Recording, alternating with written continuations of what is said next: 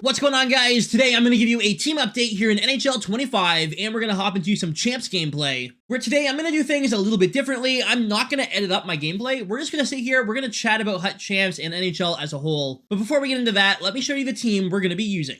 On my first line, I have 84 overall Nathan MacKinnon. Unfortunately, I do not have the tokens to upgrade him all the way to 85 yet, but I will when week 2 starts for the event tomorrow. My number 1 center is still Rod Brind'Amour. Now here's the thing with Rod Brind'Amour and all regular power-up icons, they do not upgrade. So this Rod Brind'Amour, he's at 83 overall. That's the maximum he's gonna get this entire year, which is dumb. So I don't know how much longer Rod Brind'Amour will be on my first line here. And next to him, we have the newest addition in Nikita Kucherov's X Factor card. I did all of the free ones, all the wild cards, the moments, objectives, and everything, and I had enough stuff in my collection to trade in for the Marcel Nobles and the other guy, Mario Ferraro was the one that I needed. So I traded them in, and I made Kucherov, and I'm very happy that I did. I think he's going to be an awesome card throughout the year. On the second line, we have that Wyatt Johnston we got from the wild card pre-order thing, like the extra path that they had. This is definitely worth doing. After that, we have Joe Sakic at 83, the free one that you got out of the store. And next to them, we have the Jack Hughes pre-order card that you got for pre-ordering the game before September 13th. I don't know how long all these cards will stay on the team, but for now, well, they're pretty good.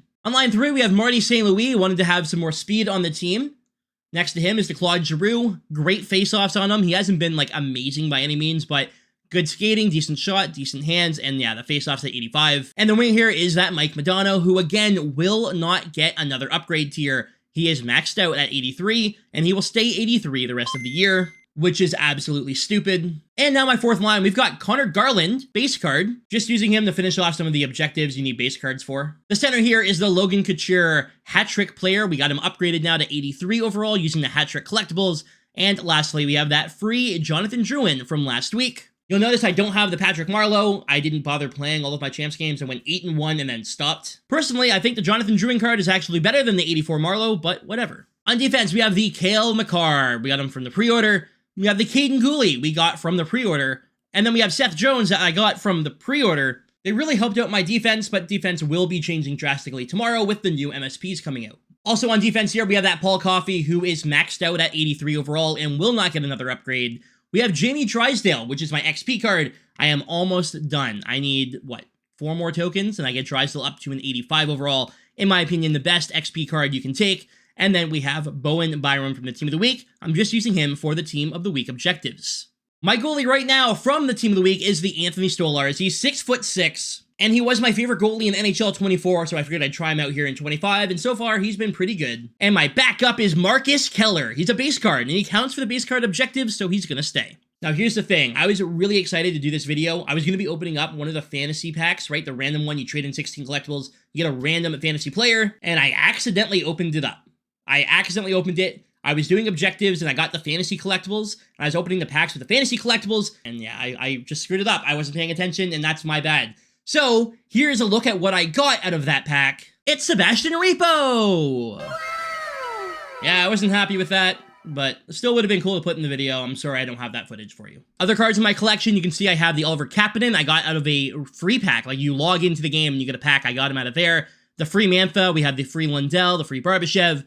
The free PLD at 82, didn't bother doing the 84. Anyone else in here that I'm not using? Oh, yes, we have a couple of the XP cards, and then we have Vasilevsky, McInnes, and we have Roman Josi at 83. When the second week of the Supernatural objectives start, I already have a bunch of players made. I can go ahead and play a few games, and I'll get all the objectives done super quickly, so that's why I have all of these Supernatural cards for now, but I will be making the new ones that definitely haven't leaked tomorrow when they come out.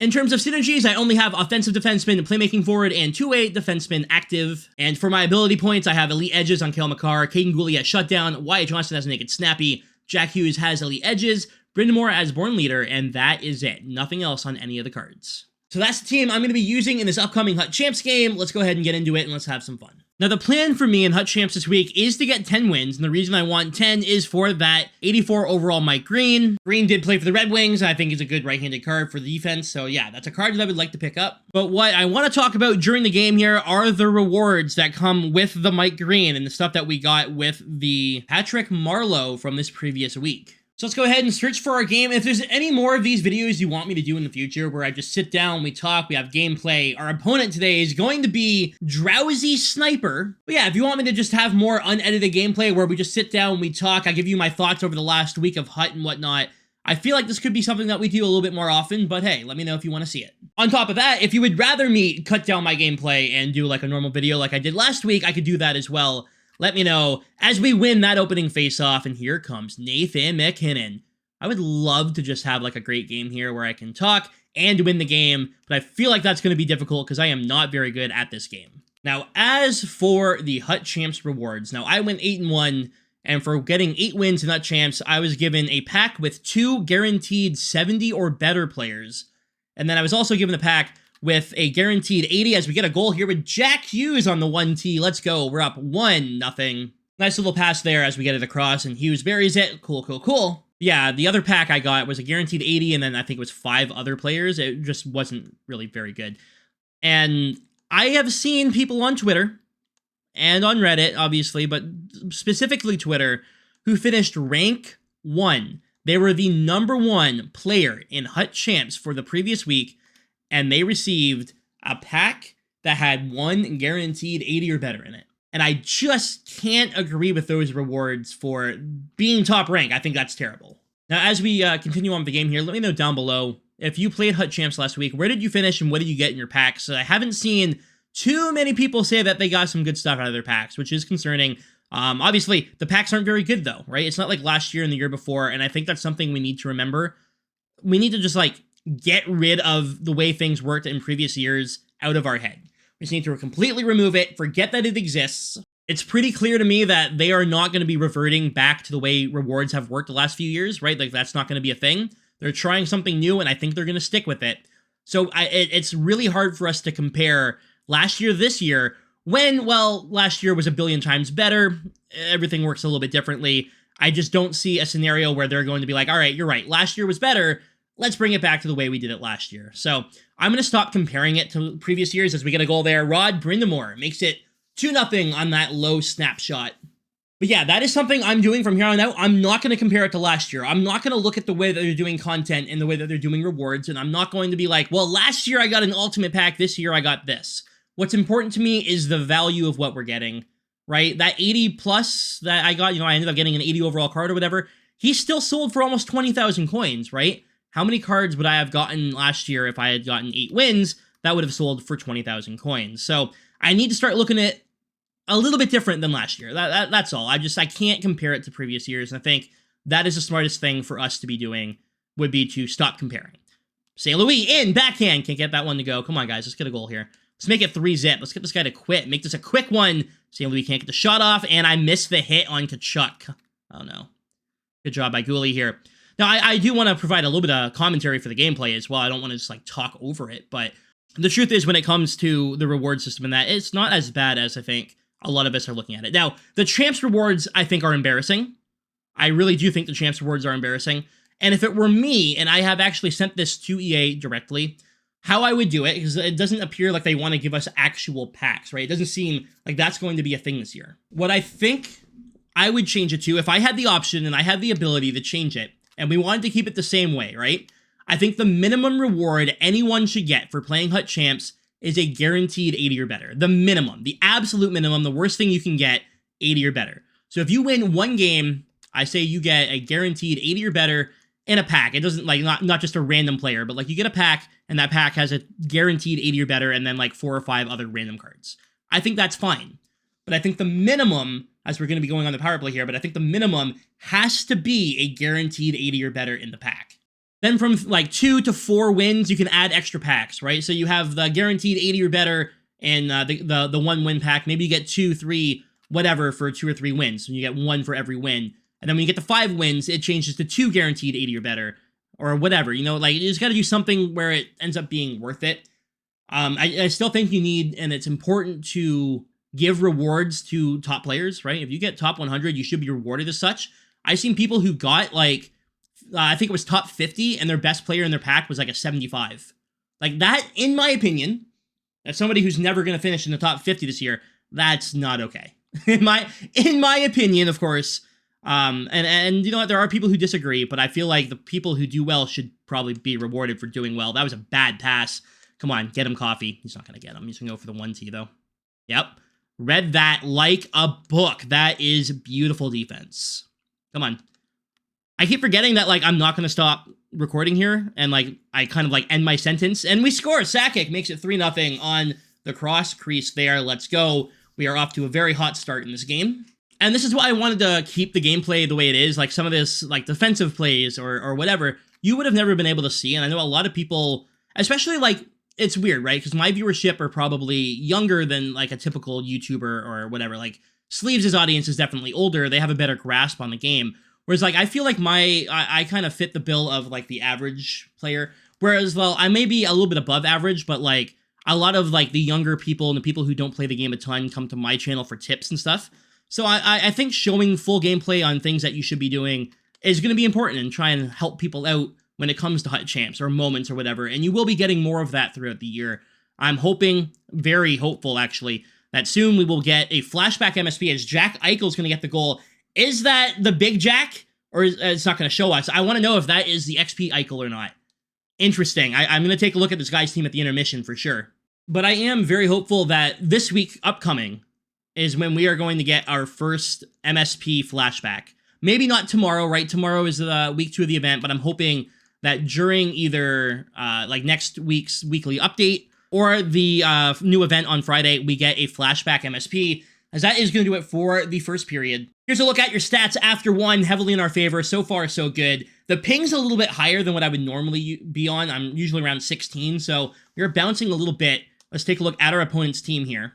83 Sakic. The Jack Eichel is just the base Jack Eichel. That's a shame. I was hoping to see that 87 overall, but that's okay. You know, guys got a fairly average team here that you're going to see. And let's take a look at the goaltender. It's Jeremy Swayman at 85. Wow. Now, I want to shift the talk a little bit here. We were talking about Hut Champs rewards for the first period, and while I think that the rewards are embarrassing, I think that it's important to, one, make them better for not just everyone, but especially the top 100 in that. The 85 is nice, and I think it's a good card. And one thing I would do, even go a little bit further, I want to talk about the players. Please make it a choice pack. That's something that I think is really important, right? I said that Jonathan Drouin that we got for free was around the same, if not better, than the Patrick Marleau you got for getting 10 wins. And I still feel that way. But if it's a choice pack where it's like Patrick Marleau's in there, but you could also take a defenseman or some other player, like 1 of 3, 1 of 4, I think that, 1, makes teams look a little bit different throughout the year. Not everyone's going to have the same team. But 2, like this Mike Green might not make people's teams, especially after tomorrow with the new MSPs coming out. I think that having a choice pack would make more people excited about playing Hut Champs, right? You don't have to go after a guaranteed right-handed defenseman. If you really need a center, you could have maybe gotten a center this week. You know what I mean? So I think that's something that should be maybe implemented into the game. And like, if you don't want to do specific champs cards or something, like you don't want to do like choice packs for that, rewards just need to be better across the board to make people excited and make them want to play Hut Champs. Now, I do want to shift into just the overall content of Hut here in the second period and what I want to talk about. And I think, personally, I'm actually pretty happy with the Supernatural and the Fantasy event. I think the Fantasy event was cheaper than people were expecting. You know, you do get a guaranteed fantasy card for free, which is really nice. They do that usually every year, but we weren't sure if we were going to get that this year, and we did. And there's potential for us to get a second one tomorrow as well, which I think is outstanding. I think that's awesome, and I'm actually pretty happy with, honestly. Uh-oh, he's in and scores. Jack Eichel again. Damn, man. But yeah, going back to content here, I'm actually pretty happy with the events that came out, and I'm looking forward to the next event. And we know the next event, I don't remember the name of it, but it is based on players' nicknames, right? So like, I expect to see like a Patrick Kane, and the art is going to say Showtime on it, stuff like that, right? That's the plan for the next event here. So I'm hopeful that it's going to be accessible, and you know, we'll get free cards and everything. But with the Fantasy event and the Supernatural event, I think they did a really good job. And I'm hopeful that tomorrow even they do a better job with the moments and the objectives in that. Now, while I'm happy with the events, I'm not super happy with the daily releases and the lack of a daily release. I still think that 5-day content should be implemented into the game, and this is something that a lot of people have asked me about. I think 5-day content still miles better. They said that they wanted to do it to have less bad content, but have more variety and better content. That's just hasn't happened, right? So cut the 3-day content, bring it to 5, and I think a lot of people are happier. Gives you a reason to log in every day, take a look, see what's new, maybe rip some packs, whatever. Come on, guys. Let's get on the board here. We had a 3-0 lead, and now it's 3-2, so there's that Kucherov. Oh my! Nikita Kucherov robbed by Swayman. The Swayman hasn't been terrible so far, and he allows a shot from the point with that green 1T as we are now up by 2 yet again. You know, when it comes to the daily content in that, like, I don't mind the game breakers and the team of the week. I don't like that the team of the week is only 6 players. It's not a team anymore, it's a line of the week, you know what I mean? I think a team of the week should be implemented for all modes, though, or leagues, not modes, but I'm thinking, like, yeah, we have a team of the week, and it's all NHLers right now, but maybe we do, like, 6 players from the NHL, 6 players from the Liga, 6 players from the SHL, or around the world, or whatever, and we make it so that way there's more usable cards from other leagues. I think that would be a good way to kind of divvy up the team of the week here, because I understand they want to have less progression and whatnot, but there's a lot of players doing a lot of amazing things in other leagues that are not getting much recognition right now, and I'd like to see that change, personally. However, again, we'll get into the argument, and it's something that we deal with every year, is that it's called NHL 25, and people don't care about other leagues. I personally would like to see more content from other leagues, but, you know, let me know down. That's an argument for another video and another thing, and let me know down below if you'd like to see content from other leagues. I would personally, like, Liam Greentree for the Spitfires has been unbelievable. I think he deserves a card, some recognition here in Hut, you know what I mean? Like, he has a card, give him, like, an upgrade, you know? I think that would be great. He's leading the league in points. He's dominating the OHL right now as Kucherov gets a goal here. And we're up by 3 again. So far, so good in this Hut Champs game. Waited them out there on the dive and was able to put that one home. But yeah, when it comes to, like, the game breakers, it's cool, but give us some more context, I think, would be one thing that I'd like to see. Right? Like, if a guy gets a game breaker card, and we have seen Plays of the Year cards already, so you don't got to do that, but, like, even with the Plays of the Year card, give us, like, context for what each Play of the Year was, right? And I think they did something like that, where they had the Plays of the Year up, and it was like, Chris Osgood scored a goal on this date, and they had the date underneath. You do that, and I think people are a lot happier with the content coming out, because they have an idea as to why it came out. Your stats after 2, still in our favor. We should do fine here in the 3rd period. Just gotta shut them down. But for the game breaker cards, like, I don't know what this person did. I wasn't able to watch every single game, right? So just give me a little bit of context as to why each player is getting a card, at least, like, the top end ones, like the 85s or the 86s you're gonna release. What did they do to deserve a card at 85, 86 that someone else who got a card didn't deserve? You know what I mean? Like, what was the not the criteria met, but, like, what I guess, just what did they do? That's all I want to know. That's all I want to know.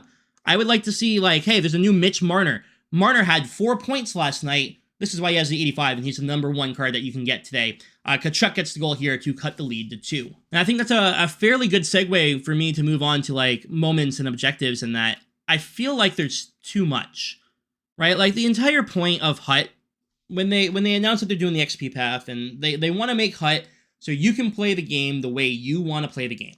Whether you want to play Rivals, you can play Rivals. You want to play online or offline, whatever. It's your choice. And now, like, every login, it's like, hey, go play moments. Hey, go do objectives. Play 50 games with these kind of cards and that. And it's like, okay, well, I don't want to play online now because it's much easier to get all the objectives and the easy cards and coins and the packs by playing offline rookie squad battles or semi-pro squad battles or whatever you want to do.